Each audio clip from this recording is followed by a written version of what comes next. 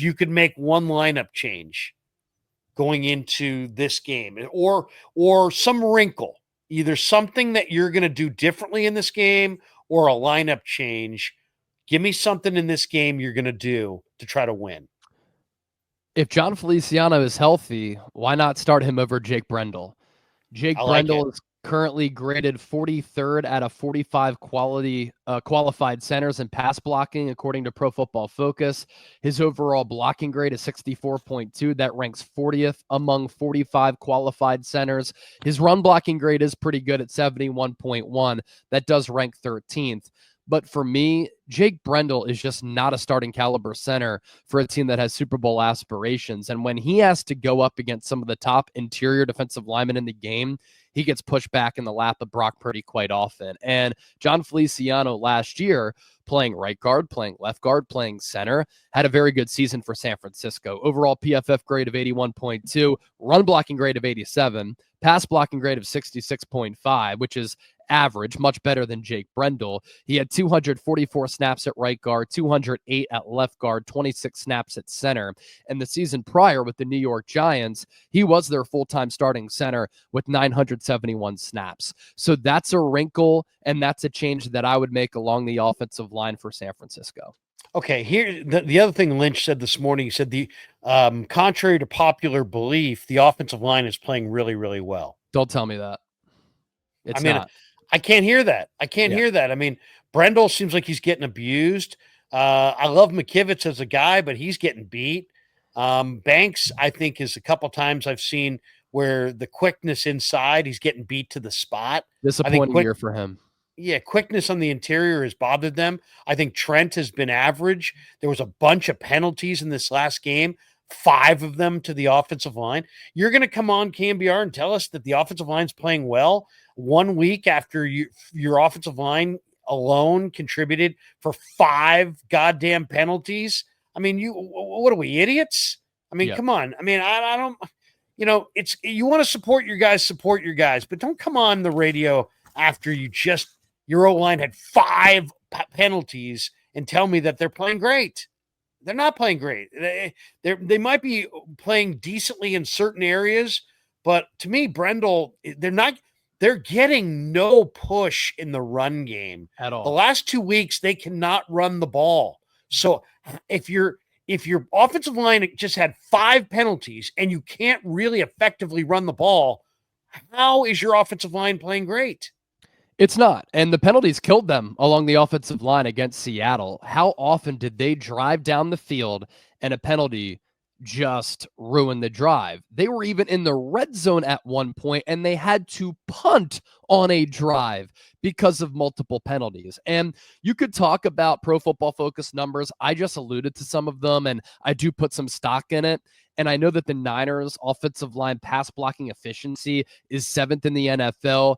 It just doesn't pass the eye test. And Brian Baldinger did a film breakdown of the Niners' offensive line. They're all out of sorts. This is an outside zone scheme in which they have executed flawlessly under Kyle Shanahan. And in the run game, they're either missing assignments or they're getting pushed back. They're missing on blocks, and they're just not blocking as well and as dominantly as they have in the pass game and in the run game as compared to seasons prior. And I know that Colton McKivitz's PFF grades have been okay. He's not a starting caliber right tackle in the NFL. You need to upgrade there. Thankfully, Dominic Pooney has been awesome at right guard, but Jake Brendel is a weak spot at center. Aaron Banks has been bad at left guard. Trent Williams has still been very good, but not his normal all-pro self. Larry, if it weren't for Brock Purdy saving them on so many occasions this year in which he's had to create with his feet, create with his legs, and turn garbage into gold, pulling off these magnificent plays, either running it or creating time to throw it with his feet, these offensive line numbers would be even worse. The offensive line is not good enough, especially going up against some of the upper echelon defensive lines in the NFL. No question. All right, last question. Today, headliner, Daniel Jones cut by the Giants. People in the chat saying, Niners ought to pick him up.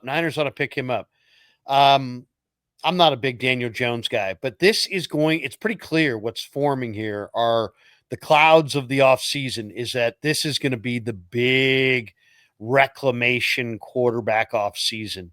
If you want Mac Jones, he's out there. You can have him. You want Zach Wilson, he's out there. You can have him. You want Trey Lance, Justin Fields, Daniel Jones, Jameis Winston, DTR, Bryce Young. There's probably a couple more I'm not even thinking of. Yep. They're out there. Is there a reclamation quarterback that you would be like, you know what?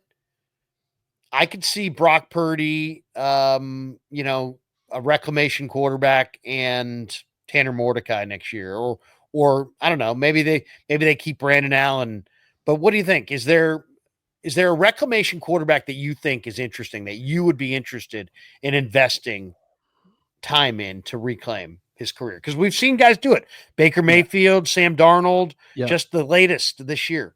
Yeah, and this is a year where, with how well Baker has played really for the last 2 seasons, how well Sam Darnold has played, do people remember that Baker Mayfield was even on the Carolina Panthers? Then he went to the Rams. He comes to Tampa Bay, and over the last 2 seasons, he's been a top 10, top 15 quarterback. When you think about overall production, he's been very good. And Sam Darnold has kind of come back to life a little bit. He was excellent last week after a couple of games in which he struggled. But these reclamation projects, they do happen throughout the NFL history. They have occurred. Look at a player like Kurt Warner. Look at a player like Brett Favre. Look at a player like Steve Young. And who else? Steve Young, exactly. I said Jim Plunkett, but Steve Young. When these quarterbacks enter the league, and there is Vinny Testaverde. Yeah, Vinny Testaverde. I mean, the list goes on and on and on. Michael Vick, for varying circumstances, because obviously his were legal, but then he goes to Philadelphia, he gets in shape, and he was tremendous under Andy Reid and Chip Kelly. And so, these quarterback developmental stories have happened. And when these quarterbacks go to these teams and they are highly touted prospects and they're taken high in the NFL draft, they go to bad teams and they're drafted early because those teams are not well run. They don't have a good owner. They don't have a good general manager. They're going through multiple head coaches. They're going through multiple offensive coordinators. There is not any stability or structure beneath that quarterback. It's impossible for them to have success. But then they go to a well-run organization. They link up with a good offensive coordinator, head coach. They have some good pieces around them.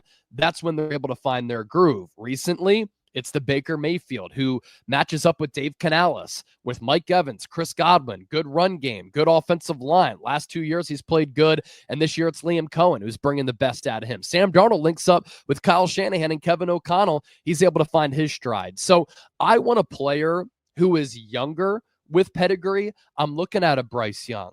I'm looking at a Zach Wilson who was able to leave a bad situation and go to Sean Payton with the Denver Broncos. Look at what Sean Payton has been able to do with Bo Nix. Bo Nix, the last month of the year, has been excellent. I mean, he's carving defenses up. And so I'm looking at players like that. Now, Daniel Jones might be able to get his career back on track, but Daniel Jones is also about to be 28 years old.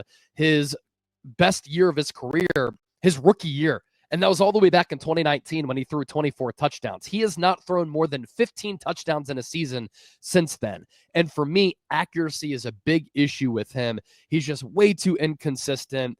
He holds onto the ball too long. A lot of injury issues too, severe ones, neck and ACL. And so that's a player I probably stay away from. But I've seen some flashes from Bryce Young over the last couple of weeks. I'm intrigued by the arm talent of Zach Wilson. And so those young players are intriguing to me. I would like a great physical athlete like an Anthony Richardson or Joe Milton to develop. If I could. And also Zach Wilson has always intrigued me. I just feel like he made some bad decisions in New York, but I think the skill set is there. And I love the way he throws the ball. Chase, what do you think? What's the final score going to be Sunday? We'll finish with that. Actually, we've got 4 supers we'll read, but before that. So much hinges on Brock Purdy playing, Nick Bosa playing, Trent Williams playing. The Niners this year have been a maddening football team. They continue to really shoot themselves in the foot. Until they prove me otherwise, I think San Francisco loses this game. I just don't think it's their year. I think the vibes have been off all year. Their play has certainly indicated that. The energy levels. This is just a down year for San Francisco. It happens with the Super Bowl hangover. They've played as though they've been hungover physically and mentally. And I think this Green Bay team is good. They're on the come up. They're young, and they're not as worn down. So I like the Packers to win this game like 28-25. Yeah, I unfortunately I've been very enthusiastic all year, but I think the levee's going to break right here.